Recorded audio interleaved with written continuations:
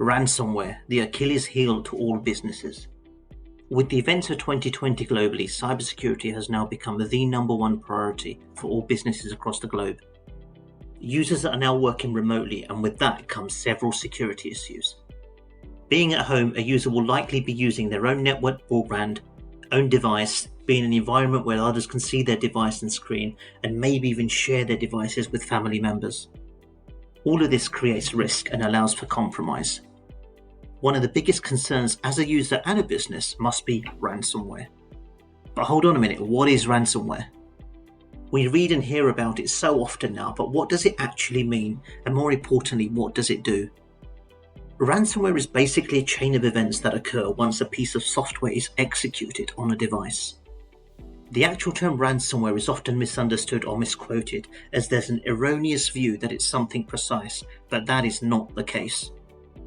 A hacker will either create some form of an application or script that is able to execute with or without the user's knowledge. Make no mistake, the hacker's main initial goal is to get the software on your device and for it to then run. Once that has been completed, a chain of events will occur that will do one or all of the following.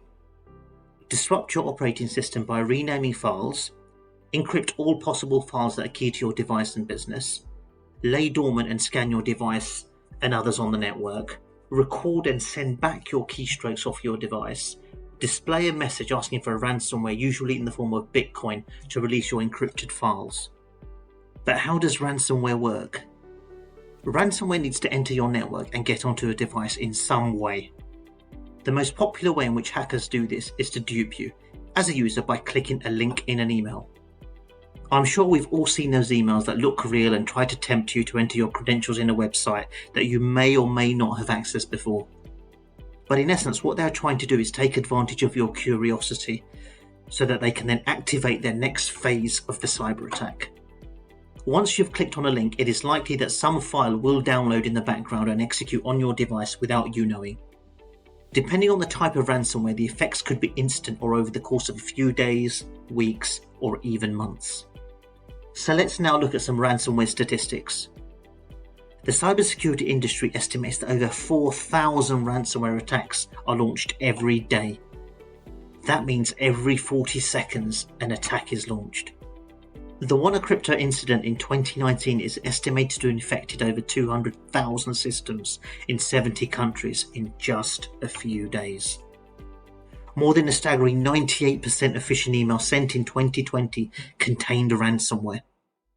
And yep, that's the links I was talking about earlier. 60% of small businesses have been hit by ransomware. So again, don't become a statistic. And 63% said that the systems were shut down for more than a day. Computer Weekly also reports that 40% of spam now contains ransomware. So how do we defend against ransomware? What can we do to make ourselves safer? Well, let's be honest, you will be attacked by ransomware sooner or later, and so the key thing is, how would you recover from an attack or compromise? If you take this approach, you can be better prepared in the event of an attack. So let's take a look at what we can do.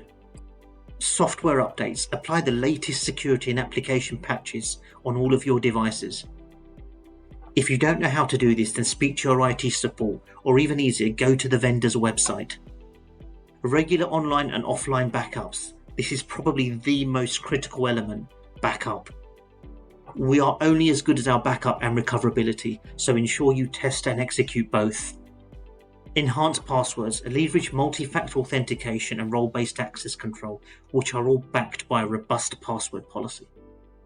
I mean, let's be honest, it is useless being able to set a password such as password 123, right?